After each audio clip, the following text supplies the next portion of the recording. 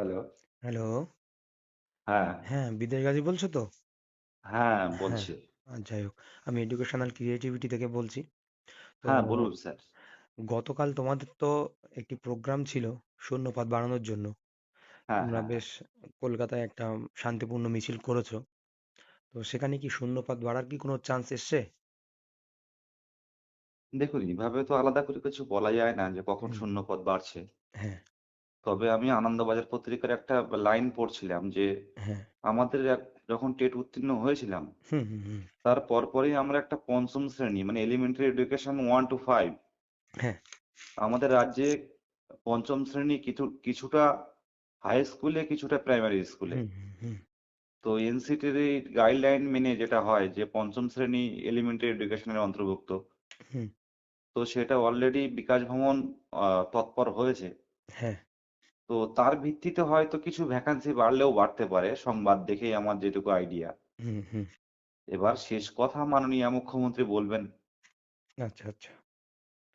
কারণ 2026-এ দেখছিলাম কিছু পঞ্চম শ্রেণী যুক্ত হচ্ছে। একদমই স্যার। আর তোমাদের রিক্রুটমেন্টটা 2026-এই হবে। সেই তুলনায় 13,400 যে 21 শূন্যপদ রয়েছে কিছু মানে বাড়ানো যেতেই পারে। কিছু বাড়লেই বাড়তে পারে। প্রথম কথা হচ্ছে মাননীয় মুখ্যমন্ত্রী চাইলে যেকোনো মুহূর্তে যেকোনো কিছু ঘটে যেতে পারে। সেটাই। কিন্তু আন্দোলন করে কি বাড়ানো যেতে পারে কি? দেখুন আন্দোলন করে নোটিফিকেশন আনা যায় কিন্তু হুম, আন্দোলন হুম, করে হুম। ভ্যাকান্সি বাড়ানো সম্ভব না। আচ্ছা, আচ্ছা। আমরা আমাদের সমস্যাটা তুলে ধরেছি যে শেষ প্রাথমিক শিক্ষক নিয়োগ হয়েছিল হুম, ২০১৪ এবং ২০১৭ টেট উত্তীর্ণদের নিয়ে। হুম। ২০২২ সালে হয়েছিল। 2022 সালে। নতুনরা সুযোগ পায়নি। প্রায় না ৭ পাইনি, বছরের মতো। না পাইনি। আমরা এই পয়েন্টটাই মাননীয় মুখ্যমন্ত্রীর সামনে তুলে ধরেছি আচ্ছা, এবং কালীঘাটেও জানিয়েছি এবং সামনের দিনে জানাবো। আচ্ছা। মুখ্যমন্ত্রী হয়তো বুঝতে পারছেন না ব্যাপারটা যে এত বছর হুম। পরে এত কম ভ্যাকান্সিতে নিয়োগ। প্রতিযোগিতাও বেশি, প্রায় 60,000 আবেদন হয়েছে। একদম তার মধ্যে ইন সার্ভিসও ঢুকছে। ইন সার্ভিস ঢুকছে। তোমরা মামলাও তো করেছো একটা দেখছিলাম। একদম আমরা আমাদের পক্ষ থেকে মামলা করেছি। আমাদের হুম, দিক থেকে যত রকম চেষ্টা করার করব। হুম। প্রায় ২০,০০০ ইন সার্ভিস কিন্তু অলরেডি নতুনভাবে নিয়োগে অংশগ্রহণ করতে চাইছে যারা কর্মরত শিক্ষক, শিক্ষিকা। আচ্ছা, আচ্ছা। জানি না এটা কোথায় শেষ হবে কিন্তু আমরা চাইবো হুম। যাতে একটা বেকারের জীবন মানে একটা ভ্যাকান্সি মানে একটা পরিবার, অবশ্যই, অবশ্যই। একটা স্বপ্ন পূরণ, একটা সেটাই। বেকারত্বের মুখে হাসি ঠিক, ঠিক। সেটা যাতে বাঁচিয়ে রাখতে পারি সেই চেষ্টা আমরা চালিয়ে যাচ্ছি। আজ কি পশ্চাৎ সভাপতি মানে গতকাল কি পশ্চাৎ সভাপতির সঙ্গে কোনো কথাবার্তা হলো? দেখা এখন করতে পারলে? যেহেতু অনগোয়িং প্রসেস শুরু হয়ে গেছে, হুম, হুম, হুম। সভাপতি মহাশয় নরমালি কারো সাথে কথা বলবেন না। আচ্ছা, আচ্ছা। যেটুকু যা আমাদের দাবি রাখার কথা ইন সার্ভিস হোক বা হুম, অন্যান্য যারা পরবর্তীতে ট্রেনিং হয়েছে, হুম। আমরা সেটা আমাদের মানে পক্ষ থেকে আমরা মেল কিংবা আমরা সেকশনে জমা দিয়ে সেটা সভাপতির কাছে পাঠানোর চেষ্টা করছি। আচ্ছা, আচ্ছা, এবার তা না হলে আমরা আইনি পদক্ষেপ নেব। আচ্ছা। উম ইন্টারভিউ কবে নাগাদ হতে পারে? না আমার যেটুকু ধারণা এখন তো কেউ বলা সম্ভব নয়। হ্যাঁ, যেটুকু ধারণা ২০২৫ থেকে যদি একটা জেলাও শুরু করে, হ্যাঁ, হ্যাঁ। তো ২০২৫ থেকেই শুরু হবে। আচ্ছা, মানে ডিসেম্বর মাসেই কি ইন্টারভিউ শুরু হতে পারে? একদমই ডিসেম্বর মাসে শুরু হবে। আর ১-১.৫ সপ্তাহের মধ্যে হয়তো নোটিফিকেশন দিয়েই দেবে যে শুরু করছি আমরা। হাতে আর ১০ দিন, ১৩-১৪ দিন সময় ১০ আছে। দিনের মধ্যে আমরা কিছু না কিছু সংবাদ পেয়ে যাব। আচ্ছা, তাহলে ইন্টারভিউ এই মাসেই শুরু হচ্ছে। হুম। হয়তো কলকাতা জেলা থেকেও শুরু হতে পারে। কারণ গত অভিজ্ঞতা বলছে কলকাতা জেলায় ১ম হয়েছিল। তারপরে এক, এক করে অন্যান্য জেলাগুলো শুরু হয়েছিল। প্রায় দীর্ঘ ১ বছর ধরে ইন্টারভিউ চলেছিল তাদের। তারা কি ২০২৬-এ কি নিয়োগ প্রক্রিয়া শেষ করবে ভোটের আগে? এটা বলা কঠিন। কারণ হুম, প্রায় ৬০,০০০ মতো ইন্টারভিউ নেবে। অ্যাপ্লিকেশন করেছে। এতে হ্যাঁ, তো হিসাবে ৪-৫ মাস ৬ মাস লাগার কথা। হ্যাঁ, তার মধ্যে যদি ভোট লাগু হয়ে যায়, তখন তো ৩-৪ মাস আবার বন্ধ রেখে দেবে ওরা। এবার ২ মাস। এটাও ঠিক যে এবার কিন্তু টেবিল সংখ্যায় বেড়েছে। টেবিল সংখ্যা। আগে সম্ভবত ৩০ কি ৩১টি টেবিল ছিল। এবারে ১০০ টার কাছাকাছি আমার যেটুকু আইডিয়া। হয়তো ১০০ টেবিল টার সংখ্যা বাড়লে বাড়তে পারে। ১০০ টার কাছাকাছি হলে তো ইন্টারভিউ তো ১ মাসের মধ্যে হয়ে যেতে পারে।